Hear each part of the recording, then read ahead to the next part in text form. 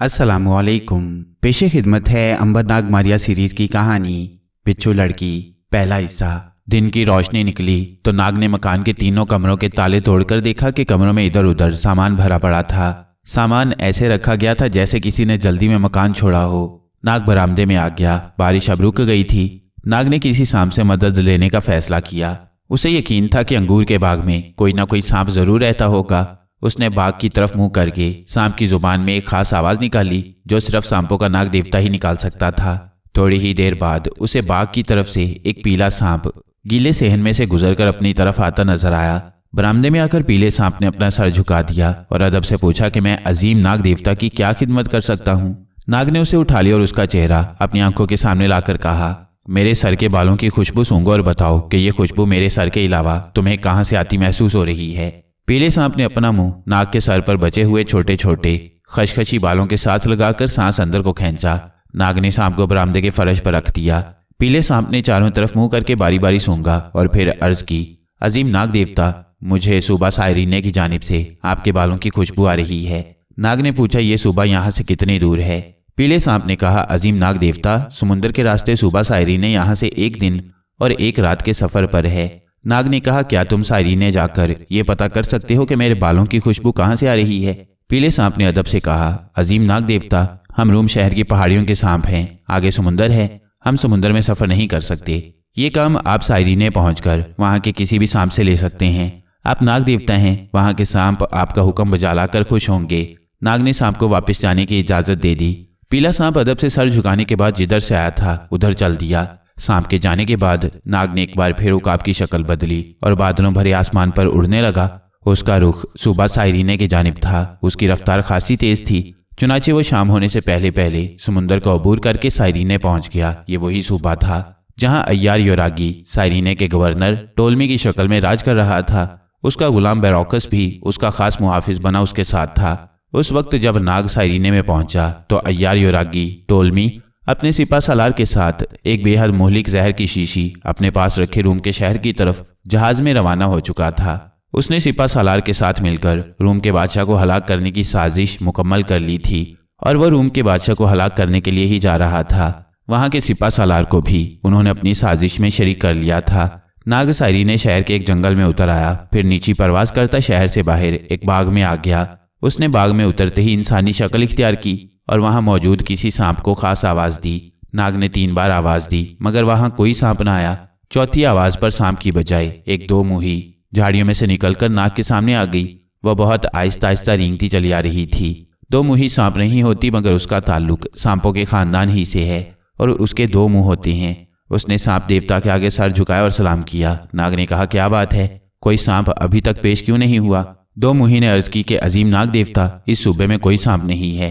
जब से इस जजीरे में आतिशफिशां लावा फटा है, सारे सांप यहाँ से निकलकर किसी न किसी तरह मुल्क बाबल की तरफ चले गए हैं। नाग को सख्त मायूसी हुई। उसे नाउमीद देखकर 2 मुही ने कहा, नाग देवता, आप परेशान लगते हैं। क्या मैं आपकी कोई खिदमत नहीं कर सकती? अगरचे मैं सांप नहीं हूँ, लेकिन अगर मैं आपकी खिदमत कर सकी मुझे बड़ी खुशी होगी। नाग ने कहा, तुम्हारा शुक्रिया, शायद तुम मेरे किसी काम ना आ सकोगी। 2 मुही ने अर्ज की, अजीम नाग देवता, आप हुक्म तो करें। नाग ने गहरा सांस भरकर कहा, मैं ये मालूम करना चाहता हूँ कि मेरे सर के बालों की खुशबू मेरे सर के अलावा यहाँ किस तरफ से आती है। 2 मुही ने कहा कि मुझे अपने बालों की खुशबू सूंघाइए। नाग ने 2 मुही को उठाकर अपने सर के छोटे छोटे बालों के साथ लगाया। 2 मुही ने दोनों मुंहों से उनकी खुशबू को सूंघा, फिर नीचे जमीन पर बैठकर चारों तरफ अपने मुंह घुमाकर जोर से सांस अंदर को खींचने लगी। थोड़ी देर बाद बोली, अजीम नाग देवता, मुझे आपके बालों की खुशबू शहर रूम की तरफ से आती महसूस हो रही है। नाग ने ताज्जुब से कहा, यह कैसे हो सकता है? उधर से तो मैं आ रहा हूँ। मुझे एक सांप ने कहा था कि मेरे बालों की खुशबू इस सूबे से आ रही है। 2 मुही ने वहां की फिजा को सूंघते हुए सांस अंदर को खींचा और बोली, उसने भी दुरुस्त कहा था अजीम नाग देवता, इस शहर की फिजा में भी आपके बालों की हल्की हल्की खुशबू रची हुई है, लेकिन ये खुशबू आहिस्ता आहिस्ता मुल्क रूम की तरफ जा रही है। नाग सोचने लगा, इसका मतलब हुआ कि मुझे दोबारा रूम शहर की तरफ जाना होगा। उसने 2 मुही का शुक्रिया अदा किया और उसे भेज दिया। इसके बाद नाग ने दोबारा उकाब की शक्ल इख्तियार की और वापस रूम शहर की तरफ परवाज कर गया। उस वक्त शाम हो चुकी थी और अंधेरे ने चारों तरफ अपनी चादर फैला दी थी। नाग सारी रात परवाज करता रहा। इधर अय्यार योरागी सायरीने के गवर्नर टोलमी की शक्ल इख्तियार किए अपने गुलाम बैरोकस सिपा सालार और मुहाफिज फौज के दस्ते के साथ तेज रफ्तार बादबानी जहाज में सवार रूम के साहिल पर पहुंच चुका था। बादशाह के दरबार में जाने से पहले उसने जहाज पर ही गुसलखाने में खुशबुओं भरे पानी में गुसल किया। गलती से वो अपने बाजू पर बंधा हुआ नाक के बालों की राख वाला तावीज उतारना भूल गया। तावीज अंदर से गीला हो गया, जिसकी वजह से उसमें से नाक के बालों की खुशबू निकलना बंद हो गई। इसका अय्यार योरागी को इल्म तो नहीं हो सका था, उसे सिर्फ यही अफसोस था कि तावीज ख्वामखा गीला हो गया है। इससे पहले वो नहाते वक्त तावीज उतारकर सामने रख लेता था। नाग रूम शहर में अंगूर के बाग वाले योरागी के मकान में आ गया। उसने उसी शाम को बुलाकर पूछा कि तुमने तो कहा था कि मेरे बालों की खुशबू साइरीने सूबे की तरफ से आ रही है, मगर वहां तो मेरे बालों की खुशबू बिल्कुल नहीं है। सांप ने चारों तरफ मुंह करके एक बार फिर फिजा को सूंघा और अदब से कहा, अजीम मुकद्दस नाग, उस वक्त ये खुशबू साइरीने की जानिब ही से आ रही थी, मगर अब ये खुशबू कहीं से भी आती महसूस नहीं हो रही। नाग परेशान होकर सांप का मुंह तकने लगा। नाग चकरा कर रह गया कि अगर पहले उसके बालों की खुशबू सुबह साइरीने की जानिब से आ रही थी तो अब ये खुशबू कहाँ गायब हो गई। दो मुही ने तो कहा था कि मुझे ये खुशबू रूम शहर की तरफ से आती महसूस हो रही है। जब नाग ने सांप को दो मुही की बात बताई तो वो बोला, अजीम नाग देवता दो मुही कभी झूठ नहीं बोल सकती। मुमकिन है उस वक्त आपके बालों की खुशबू रूम ही की तरफ से आ रही हो, मगर अब वो कहाँ गायब हो गई। नाग ने सटपटा कर पूछा। सांप ने डरकर अपना सर झुका दिया और अदब से बोला, अजीम नाग देवता, इसमें मेरा कोई कसूर नहीं है। यकीन करें कि आपके बालों की खुशबू इस वक्त सिवाय आपके सर के और किसी तरफ से नहीं आ रही। नाग ने सांप को चले जाने के लिए कहा। सांप खामोशी से वापस चला गया। नाग अजीब कशमकश में मुब्तला हो गया था। उसे मालूम था कि जिस किसी ने भी उसके सर के बालों को काटकर अपने पास रखा हुआ है, केटी, थ्यूसोंग और अंबर भी उसके पास ही कैद होंगे और वह जरूर कोई जादूगर है। अगर केटी, थ्यूसोंग और अंबर उसके पास कैद ना भी हों तब भी उनके बारे में उस जादूगर से सुराग मिल सकता है। यही वजह थी कि वो उस शख्स का खोज लगाना चाहता था जिसके पास से उसके बालों की खुशबू आ रही थी, मगर अब तो खुशबू गायब हो चुकी थी। वो नाउमीद होकर अय्यार योरागी के मकान के बरामदे में एक तरफ बिछे हुए मुंडे पर बैठ गया और सोचने लगा कि अब उसे क्या करना चाहिए। दो मुही के कहने के मुताबिक अगर उसे रूम शहर की तरफ से बालों की खुशबू आई थी तो बहुत मुमकिन था कि वो आदमी जिसके पास नाक के बाल है यानी अय्यार योरागी रूम शहर ही में हो, वो पहले साइरीने की तरफ गया हो और फिर वहां से वापस रूम आ गया हो। बस नाग ने यही फैसला किया कि वो रूम शहर ही में रहकर अय्यार योरागी का खोज लगाने की कोशिश करेगा, क्योंकि यही एक आदमी था जो उसे केटी, अंबर और थ्यूसोंग के बारे में कुछ बता सकता था। नाग अय्यार योरागी की शक्ल पहचानता था। वह जहां कहीं भी नजर आ गया नाग उसे वहीं पहचान कर दबोच सकता था। नाग ने उसी वक्त उकाब की शक्ल बदली और रूम शहर में गश्त लगाने के लिए निकल गया। ये बात तो उसके ख्वाबो ख्याल में भी नहीं थी कि अय्यार योरागी ने उस वक्त साइरीने के गवर्नर टोलमे की शक्ल इख्तियार कर रखी है और उसने अपने बाजू पर जो नाक के बालों की राख का तावीज बांध रखा है वो गीला हो गया है, जिसकी वजह से सांप उसकी खुशबू महसूस नहीं कर सकते। ये बस एक सितम ज़रीफी थी कि नाग, अंबर, मारिया, थ्यूसोंग और केटी एक दूसरे की खुशबू फौरन महसूस कर सकते थे, मगर वो अपने जिस्म, अपने सर के बालों या अपने कपड़ों की खुशबू महसूस नहीं कर सकते थे। अय्यार योरागी इस वक्त गवर्नर साइरीने टोलमी की शक्ल में शहनशाह रूम के खास महल में दावत में बैठा उससे साइरीने के सूबे की सूरत हाल के बारे में बातचीत कर रहा था। रूम का बादशाह साइरीने के गवर्नर टोलमी को बहुत पसंद करता था और उसे अपना खास आदमी समझता था। उसको क्या मालूम था कि ये असली गवर्नर टोलमी नहीं है बल्कि उसका नकली रूप है, मगर हूबहू उस जैसा है। योरागी टोलमी का सिपा सालार भी उसके पास ही बैठा था। कनीजें और गुलाम तरह तरह के खानों के थाल ला लाकर दस्तरख्वान पर लगा रहे थे। दूसरे दरबारी और उमरा भी दस्तरख्वान पर बैठे थे। शाम को अय्यार योरागी ने अपने सिपा सालार को बुलाया और उससे पूछा कि उसने रूम के फौजों के सिपा सालार खास से क्या बात की। सिपा सालार ने बताया, जनाब गवर्नर टोलमी, रूम की फौजों का सिपा सालार हमारे साथ है। उसने यकीन दिलाया है कि जो ही रूम के बादशाह की मौत की खबर महल में फैल जाएगी वो फौरन अपनी फौज के साथ महल को घेरे में ले लेगा। उस वक्त आप तख्त पर कब्जा करके अपने शाह रूम होने का ऐलान कर सकते हैं। अय्यार योरागी जो कि गवर्नर साइरीने टोलमी की शक्ल में था, सिपा सालार से पूछा, रूम के सेनेट के मेंबरों की क्या पोजीशन है। सिपा सालार ने कहा, वो लोग रिश्वत के आशिक हैं और मैंने उनमें से अक्सरियत को रिश्वत देकर अपने साथ मिला लिया है।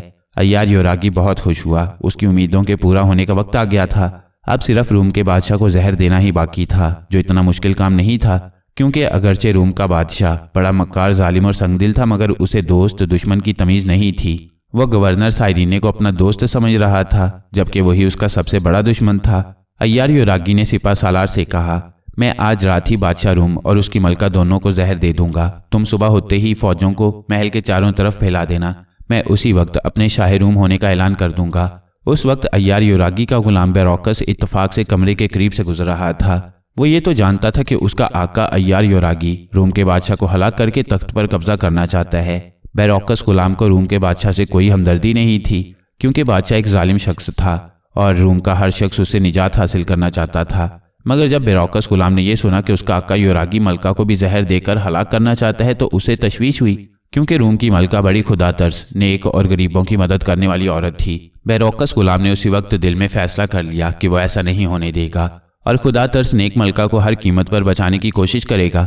सिर्फ बैरोकस गुलाम ही जानता था कि उसके आका ने एक शख्स नाक के बालों की राख पर तिलिस्म करके साइरीने के गवर्नर का रूप धारा हुआ है। मगर बैरोकस गुलाम को यह इल्म नहीं था कि उसके अय्यार आका ने नाक के बालों की राख को कहाँ रखा हुआ है। अगर किसी तरह वो उस राख को अपने कब्जे में कर ले तो अय्यार योरागी का तिलिस्म टूट जाएगा और वह गवर्नर से फिर वही अय्यार योरागी की शक्ल में वापस आ जाएगा। बैरोकस गुलाम के पास वक्त नहीं था, क्योंकि आज रात ही अय्यार योरागी बादशाह और मलका को किसी न किसी मशरूब में मिलाकर जहर देने वाला था। बैरोकस गुलाम आगे निकल गया। जब शाम हुई तो बैरोकस ने एक ड्रामा खेला। वह भागा घबराया हुआ सा अपने आका योरागी के पास आया और बोला, मेरे आका गजब हो गया। क्या हुआ, तुम घबराए हुए क्यों हो? अय्यार योरागी ने पूछा। बैरोकस गुलाम ने अदाकारी का पूरा हक अदा करते हुए कहा, मेरे आका, मैंने शाही काहिन आजम और मलका रूम को बातें करते हुए सुना है। काहिन आजम मलका रूम से कह रहा था कि गवर्नर साइरीने ने अपने जिस्म पर कोई ऐसा तिलिस्म बना रखा है जो आपको और शाह रूम को सख्त नुकसान पहुंचा सकता है। बैरोकस गुलाम की ये बात सुनकर अय्यार योरागी के पांव तले की जमीन निकल गई। उसने गुलाम को एक तरफ ले जाकर कमरे का दरवाजा बंद कर दिया और उसकी आंखों में आंखें डालकर पूछा, क्या तुम सच कह रहे हो? मैं बिल्कुल सच कह रहा हूं मेरे आका, गुलाम ने अदब से कहा। बैरोकस गुलाम अपने आका से अच्छी तरह वाकिफ था। उसे मालूम था कि उसका आका अय्यार योरागी अक्सर तिलिस्म और जादू टूना करता रहता है और उसने कई बार अपने जिस्म पर केसर के रंग में उंगली डुबोकर तिलिस्म की लकीरें भी बनाई थीं और एक दो बार तावीज़ भी बांधे थे। उसने ये सोचा कि अगर उसके आका ने अपने जिस्म पर कोई तिलिस्म बनाया हुआ होगा तो वो उसे मिटा डालेगा। अय्यार योरागी ने कहा, काहिन आजम को कैसे पता चल गया कि मैंने अपने बाजू पर? योरागी एकदम से चुप हो गया। वो घबराहट में अपने गुलाम को तावीज़ का आधा राज बता गया था। उसने जल्दी से बात बदलते हुए कहा, काहिन आजम को कैसे इल्म हो गया कि मैंने अपने जिस्म पर तिलिस्मी लकीरें बनाई हुई हैं? गुलाम समझ गया कि इस बार उसके आका ने अपने बाजू पर वो तावीज़ बांध रखा है जिसमें नाक के बालों की राख है। गुलाम बैरोकस ने कहा, मेरे आका, आपको शायद मालूम नहीं कि शाही काहिन को थोड़ा बहुत जादू टूना भी आता है और वो तिलिस्मी राज मालूम कर लेता है। शायद उसी तिलिस्म की मदद से उसने ये भी मालूम कर लिया है कि आपने अपने जिस्म पर ऐसी तिलिस्मी लकीरें बना रखी हैं जो मलका और शाह रूम के लिए खतरनाक हैं। अय्यार योरागी बेचैनी से टहल रहा था। रुककर पूछने लगा, क्या शाही काहिन ने मलका को ये तो नहीं बताया कि मैंने उसे और बादशाह को जहर देकर हलाक करना है? बैरोकस गुलाम ने अपने मंसूबे के मुताबिक फौरन जवाब दिया, नहीं मेरे आका, शाही काहिन ने इस किस्म की कोई बात नहीं की, जिसका मतलब यह है कि उसे हमारे मंसूबे का इल्म नहीं हो सका। अय्यार योरागी खुश होकर बोला, फिर कोई बात नहीं, इससे पहले कि बादशाह का हाथ मुझ पर उठे मैं उन्हें मौत की नींद सुला चुका हूँगा। बैरोकस गुलाम बोला, लेकिन मेरे आका, मलका ने एक और बात कही थी। वो क्या? अय्यार योरागी ने पूछा। गुलाम बोला, मेरे आका मलका ने शाही काहिन से कहा था कि हम अभी आपको गवर्नर साइरीने के जिस्म की तलाशी का शाही हुक्म देते हैं। आप हमारे हुक्म से गवर्नर साइरीने के पास जाएं और उन्हें कहें कि मलका और बादशाह ने आपके जिस्म के मुआयने का हुक्म सादिर किया है, क्योंकि हमें मालूम हुआ है कि साइरीने में जिल्द की कोई खतरनाक बीमारी फैली हुई है। हम ये तसल्ली करना चाहते हैं कि कहीं आप उस बीमारी को साथ लेकर रूम तो नहीं आ गई। अय्यार योरागी परेशान हो गया। एक बार तो उसका रंग उड़ गया, क्योंकि उसे मालूम था कि मलका अगरचे सियासत में दखल नहीं देती और बड़ी नेक दिल है, मगर शाह रूम उसकी बात को कभी रद्द नहीं करता और उसकी हर बात मानता है। योरागी उस वक्त रूम के शाही महल में था और जिस्म की तलाशी या मुआयना करवाने से इनकार नहीं कर सकता था। वो अजीब मुश्किल में फंस गया था। वो घबराया हुआ सा इधर उधर टहलने लगा। अब बैरोकस ने कहा, मेरे आका, मेरे लायक कोई खिदमत हो तो हुक्म करें, मैं आपके लिए जान कुर्बान करने पर तैयार हूँ। अय्यार योरागी अच्छी तरह से जानता था कि जो ही उसने नाक की राख वाला तावीज़ अपने बाजू से उतारा वो अपनी असली शक्ल में वापस आ जाएगा, यानी गवर्नर साइरीने टोलमी की बजाय फिर से योरागी बन जाएगा। वो जब कभी नहाने के वक्त ये तावीज़ गुसल खाने में उतार कर अपने सामने रख लेता था कि उस पर पानी ना गिरे तो वो योरागी की शक्ल में तब्दील हो जाता था। उस वक्त उसे ये इत्मीनान होता था कि वो गुसल खाने में बंद है और उसे कोई नहीं देख रहा। अब वो तावीज़ सबके सामने उतारकर अपनी मौत को कैसे आवाज़ दे सकता था। उसने यही फैसला किया कि कुछ वक्त के लिए वो तावीज़ को उतारकर महल के आम सिपाही की शक्ल इख्तियार करे ताकि काहिन आजम की तलाशी से बच जाए। उसने गुलाम बैरोकस से कहा, सुनो, मैं थोड़ी देर के लिए शाही महल के किसी आम सिपाही की शक्ल इख्तियार कर रहा हूँ। मैं शाही महल के सिपाही की शक्ल इख्तियार करते ही महल के बाग में पहरे पर जाकर खड़ा हूँगा। तुम इसी जगह रहना। जब काहिनी आजम मेरे जिस्म का मुआयना करने सिपाहियों के साथ यहाँ आएगा तो उन्हें कह देना कि मुझे एक जरूरी काम से किले में सिपा सालार के पास जाना पड़ गया है। जब काहिनी आजम सिपाहियों के साथ शाही महल से निकलकर किले की तरफ रवाना होगा तो मैं बाग में उसे देख लूंगा। फिर मैं ऊपर आकर मलका का काम तमाम कर दूंगा। अब अय्यार युरागी ने बेरौकस गुलाम के सामने ही अपने बाजू पर से नाग का तावीज उतार लिया। तावीज के उतरते ही युरागी ने अपनी असली शक्ल इख्तियार कर ली। गुलाम बेरौकस के सामने अब साइरीने का गवर्नर शाही लिबास में नहीं था, बल्कि उसका आका अपने पुराने लिबास और लंबी दाढ़ी के साथ खड़ा था। उसने तावीज को सामने रखा और आंखें बंद कर ली और कहा, सामरी सामरी, मुझे शाही महल के एक आम सिपाही की शक्ल दे दे। फौरन ही अय्यार युरागी ने महल के एक सिपाही की शक्ल इख्तियार कर ली। वो वर्दी में था और कमर के साथ तलवार लटक रही थी। युरागी ने गुलाम बेरौकस से कहा, मैं युरागी तुम्हारा आका ही हूँ, तुम इस जगह मौजूद रहना। शाही काहिन आए तो उसे वही कहना जो मैंने तुम्हें कहा है। बेहतर मेरे आका, गुलाम बेरौकस ने कहा। वो अपने आका अय्यार युरागी को सिपाही की शक्ल में अपने बाजू पर नाग वाला तावीज बांधते देख रहा था। फिर वो तेजी से बाहर निकल गया। गुलाम बेरौकस ने उसी वक्त एक स्कीम अपने जहन में तैयार कर ली और उस पर फौरन ही अमल करने का भी फैसला कर लिया। इसकी वजह महज ये थी कि गुलाम बेरौकस नहीं चाहता था कि उसका संगदिल जालिम आका एक नेक दिल और गरीबों की मदद करने वाली मलका को मौत के घाट उतारे। अय्यार युरागी ने नाग के बालों वाला तावीज दोबारा अपने बाजू पर बांध लिया था। जो ही अय्यार युरागी शाही महल के एक आम सिपाही की हैसियत से महल के पिछवाड़े वाले बाग की तरफ गया तो गुलाम बेरौकस भी उसके पीछे पीछे चल पड़ा। उसने थोड़ा सा फासला बीच में रख लिया था। अय्यार युरागी शाही महल में एक जगह खड़े होकर पहरा देने लगा। गुलाम बेरौकस दूसरी तरफ से उसके अकब में आ गया और आहिस्ता आहिस्ता उसकी तरफ बढ़ने लगा। गुलाम बेरौकस अपने आका की तमाम दरिंदगियों और जुल्मों सितम से वाकिफ था। उसे मालूम था कि अय्यार युरागी ने कई आदमियों को मौत के घाट उतारा है और अब बेगुनाह खुदा तर्स मलका को कत्ल करने वाला है। चुनाचे वो उसको हमेशा हमेशा के लिए खत्म करके खुदा तर्स मलका की जिंदगी बचा लेना चाहता था। गुलाम बेरौकस ने खंजर निकालकर अपने हाथ में मजबूती से पकड़ लिया था। अय्यार युरागी अपने ख्याल में सामने की तरफ मुंह किए खड़ा था कि अचानक उसे एक झटका लगा और आंखों के आगे अंधेरा छा गया और वो मुंह के बाल आगे गिर पड़ा। गुलाम बेरौकस का खंजर अय्यार युरागी की पुश्त में जा चुका था। गुलाम बेरौकस ने जल्दी से अय्यार युरागी की लाश खींचकर झाड़ियों में छुपाई और फिर उसके बाजू पर बंधा हुआ तावीज उतारकर अपने हाथ में लिया और बोला, सामरी सामरी, मुझे रूम के शहर से उठाकर हिमालय के किसी पहाड़ी शहर में पहुंचा दे। मुझे वहां दौलतमंद आदमी बना दे।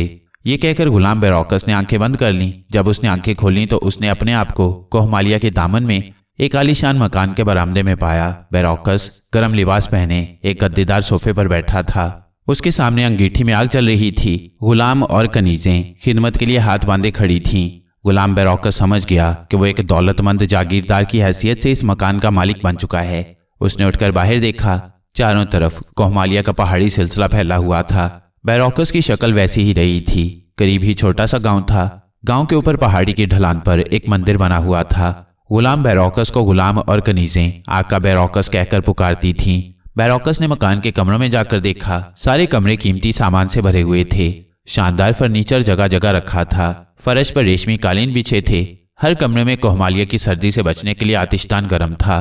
बेरौकस ने अपने बाजू पर से कमीज हटाकर देखा। नाक के बालों की राख वाला तावीज उसके बाजू पर बंधा हुआ था। बेरौकस ने खुदा का शुक्र अदा किया कि वह रूम शहर की मुसीबतों से निकलकर हिमालय पहाड़ के पुरसुकून दामन में एक दौलतमंद जागीरदार की हैसियत से अब इत्मीनान की जिंदगी बसर करेगा। दूसरी तरफ नाग रूम शहर के बाहर अय्यार युरागी के मकान ही में था और सोच रहा था कि अब किस तरफ जाए। उसी रोज रूम शहर में ये खबर जंगल की आग की तरह फैल गई कि साइरीने का गवर्नर जो रूम में आया था बादशाह के महल से गायब हो गया है और उसका कुछ पता नहीं चल रहा। नाग को उससे क्या दिलचस्पी हो सकती थी। उसने सोचा कि आखिरी बार किसी सांप को बुलाकर उससे अपने बालों की खुशबू के बारे में पूछा जाए। चुनाचे उसने उसी जर्द सांप को बुलाया और उससे पूछा, क्या इस वक्त भी तुम्हें मेरे बालों की खुशबू किसी दूसरी सिमत से नहीं आ रही? जर्द सांप ने चारों तरफ मुंह घुमाया, फिर शुमाल की तरफ एक लंबा सांस लेकर बोला, अजीम नाग देवता, यकीन नहीं आता मगर मुझे आपके बालों की खुशबू शुमाल की तरफ से आ रही है और इस खुशबू में कोहमालिया के जंगलों में उगने वाले जंगली फूलों की खुशबू भी शामिल है। नाग ने ताज्जुब से कहा, तो क्या मेरे बालों की राख वाला तावीज इस वक्त कोहमालिया की तरफ चला गया है? जर्द सांप बोला, ऐसा ही लगता है अजीम नाग देवता। नाग ने पूछा कि क्या उसे मुगालता तो नहीं लग रहा? जिसके जवाब में जर्द सांप बोला, अजीम नाग देवता, मुझे कहना तो नहीं चाहिए मगर कहे बगैर रहा भी नहीं जाता। आप सांप का रूप इख्तियार करके अपने बालों की खुशबू फिजा में सूंघ सकती हैं। आप खुद ऐसा क्यों नहीं करते? नाग चौंक पड़ा। इस बात का उसे पहले ख्याल ही नहीं आया था। उसने फौरन एक बड़े कोबरा सांप का रूप इख्तियार किया और शुमाल की तरफ मुंह करके मुंह से 3-4 बार जुबान निकाली, क्योंकि सांप जुबान से ही बू और खुशबू महसूस करता है। नाग को वाकई शुमाल की जानिब से अपने बालों की खुशबू आ रही थी। उसने महसूस किया कि ये खुशबू उसके बालों की राख की खुशबू थी। इसका मतलब था कि अय्यार योरागी ने नाग के बालों को जलाकर उसकी राख का तावीज बनाकर अपने बाजू या गले में बांध रखा होगा। नाग वापिस इंसानी शक्ल में आ गया। उसने जर्द सांप से कहा, तुम्हारा ख्याल दुरुस्त है जर्द सांप, मुझे अपने बालों की खुशबू कोहमालिया की तरफ से आती महसूस हो रही है। तुम्हारा शुक्रिया, अब तुम जा सकते हो। जर्द सांप वापस चला गया। नाग ने उकाब की शक्ल बदली और फिजा में परवाज करने लगा। उसका रुख शुमाल मशरिक की तरफ था, जहां आगे कोहमालिया का सिलसिला शुरू हो जाता था। नाग एक दिन और एक रात उड़ता रहा। दूसरे दिन उसे कोहमालिया का सिलसिला नजर आ गया। पहाड़ों की चोटियों पर बर्फ जमी थी। कई वादियों पर से गुजरने के बाद नाग एक वादी में उतर आया। दरख्तों के बीच में आते ही उसने सांप की शक्ल इख्तियार की और फिजा में अपने बालों की खुशबू लेने की कोशिश की। नाग ये देखकर हैरान रह गया कि उसे पहाड़ों के पार से अपने बालों की राख की बड़ी मध्यम खुशबू आ रही थी। इसकी वजह यह थी कि तावीज के अंदर बंदी हुई नाग के बालों की राख अब थोड़ी सूख गई थी। नाग ने पहाड़ों के ऊपर परवाज शुरू कर दी। नाग को कोहमालिया की पहाड़ियों में छोड़कर हम थ्यूसोंग, अंबर और केटी की तरफ आते हैं। मारिया के पंजे को लेकर रोमन काहिन अभी तक तिब्बत की तरफ जाते हुए पहाड़ी जंगलों में सफर कर रहा था। वो उल्लू का पंजा जिसमें मारिया कैद थी तिब्बत के लामा के पास फरोख्त करना चाहता था। दूसरी जानिब केटी को लेकर अर्शमीद काहिन का तजारती जहाज जनूबी अफ्रीका की बंदरगाह पहुंच गया था। कुबड़ा हबशी मुलाजिम अर्शमीद के साथ ही था। अर्शमीद ने काहिनों जैसी लंबी स्याह इबा पहन रखी थी। उसके थैले में गैंडे का वो सींग मौजूद था, जिसके अंदर अर्शमीद ने तिलिस्म के जरिए सुर्ख सफेद अगवा की हुई बेहोश रोमन लड़की को धुआं बनाकर बंद कर रखा था। वो सुराही भी अर्शमीद के थैले में रखी थी, जिसमें केटी धुंध की एक लहर की शक्ल में चिपकी हुई थी और वो कोशिश के बावजूद बाहर नहीं निकल सकी थी। वो बाहर की तमाम आवाजें बराबर सुन रही थी। अर्शमीद की मंजिल जनूबी अफ्रीका के दूर अंदर घने जंगलों में वो दलदली इलाका था, जहां एक पुरस्कार मंदिर था। अर्शमीद सिंग में बंद की हुई अगवाशुदा लड़की को लेकर इसी मंदिर में देवता के आगे भीड़ चढ़ाने लिए जा रहा था। बंदरगाह की हदूद से निकलकर अर्शमीद ने 2 खच्चर और कुछ खाने पीने और सफर का सामान खरीदकर बांधा। एक खच्चर पर उसका कुबड़ा नौकर बैठ गया और दूसरे खच्चर पर खुद अर्शमीद बैठ गया और उन्होंने अफ्रीका के जंगलों में अपना सफर शुरू कर दिया। थ्यूसोंग और अंबर का जहाज 3 दिन के बाद जनूबी अफ्रीका की बंदरगाह के किनारे पर आकर लगा। जमीन पर उतरते ही थ्यूसोंग और अंबर ने फिजा में केटी या मारिया या नाग की खुशबू सूंघने की कोशिश की, मगर उन तीनों में से किसी की खुशबू ना आई। अंबर ने कहा, कहीं हमें गलत इतला तो नहीं दी गई? हो सकता है जो पहला जहाज यहाँ आया था केटी उसमें ना हो। थ्यूसोंग ने कहा, इतला गलत नहीं हो सकती अंबर भैया, हमें ये मालूम करना चाहिए कि पहले जहाज में से जो मुसाफिर उतरा है वो कहाँ गया है, क्योंकि पहला जहाज तजारती था और उसमें 2 एक मुसाफिर ही सवार हो सकते थे। अंबर और थ्यूसोंग बंदरगाह के बाहर आ गए। उन्होंने एक आदमी से जो बंदरगाह के दरवाजे पर बैठा तरबूज बेच रहा था पूछा कि पहले तजारती जहाज में से कितने मुसाफिर उतरे थे। उसने कहा, 2 मुसाफिर उतरे थे। उनमें एक बूढ़ा कुबड़ा हबशी था, दूसरा ऊंचा लंबे घुंघराले बालों वाला हबशी था। दोनों ने यहाँ से 2 खच्चर खरीदे थे और फिर जंगल की तरफ चल दिए थे।